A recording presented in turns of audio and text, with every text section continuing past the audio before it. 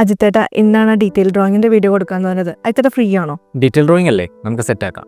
Concept drawing എന്ന് പറയുന്നത് ആ പ്രൊജക്റ്റിന്റെ ബേസിക് ആയിട്ടുള്ള ഐഡിയ മാത്രമേ തരുന്നുള്ളൂ. അതിനുശേഷം വരുന്ന സ്റ്റേജാണ് ഡീറ്റെയിൽഡ് ഡ്രോയിങ്. ജസ്റ്റ് ഒരു വാൾസ് വരയ്ക്കുകയും അതിൽ ഓപ്പണിങ്സ്, ഡോർസും വിൻഡോസും ആഡ് ചെയ്യുന്നത് മാത്രമല്ല ഡീറ്റെയിൽഡ് ഡ്രോയിങ് എന്ന് പറയുന്നത്. ബിൽടെക് ചെയ്യുന്നത് ആ പ്രൊജക്റ്റ് എക്സിക്യൂട്ട് ചെയ്യാൻ വേണ്ട ആവശ്യമായ എല്ലാ ഡീറ്റെയിൽസും ഇൻക്ലൂഡ് ചെയ്തിട്ടാണ് ഡീറ്റെയിൽഡ് ഡ്രോയിങ്സ് പ്രിപ്പയർ ചെയ്യുന്നത്. വാസ്തു കറക്റ്റ് ചെയ്ത ഡ്രോയിങ്ങിൽ ഫർണിച്ചേഴ്സും വാർഡ്രോബ്സും ബാത്റൂം ഫിറ്റിംഗ്സും എല്ലാം പ്രോപ്പറായിട്ട് അലൈൻ ചെയ്ത് അതിന്റെ മെഷർമെന്റും പ്ലേസ് ചെയ്തിട്ടാണ് നമ്മൾ ഡ്രോയിങ് പ്രിപ്പയർ ചെയ്യുന്നത്. സീസണലായിട്ടുള്ള വിൻഡിന്റെയും ലൈറ്റിന്റെയും ഡയറക്ഷൻസ്, ക്ലൈമറ്റ്, സൈറ്റിന്റെ ലൊക്കേഷൻ ഇതെല്ലാം ഐഡന്റിഫൈ ചെയ്തിട്ടാണ് പ്രോപ്പറായിട്ടുള്ള വെന്റിലേഷൻ കൊടുക്കേണ്ടത്.